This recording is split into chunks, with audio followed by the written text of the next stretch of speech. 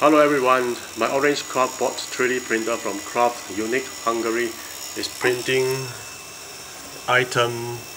It's a bucket. It's actually part of a TinyPlan Bulldozer. And what is a TinyPlan Bulldozer? This is the TinyPlan Bulldozer, designed by Wei Chow in Taiwan. So it's based on the TinyPlan electronics control board, together with some servo motors and both the 90 degrees type and also the 360 degrees servo, together with some screws, M3, and also some Lego tracks.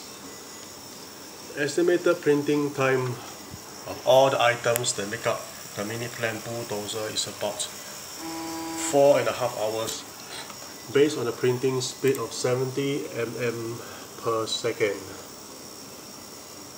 Most of the items have been sliced in Cura and also CraftWare. CraftWare is a slicer from Craft Unique. So, estimated printing time of the bucket is 50 minutes. So when all the items have been printed and together with the electronics board and servo motors arrive, I'll start assembling them and shoot a video again. Thank you for watching.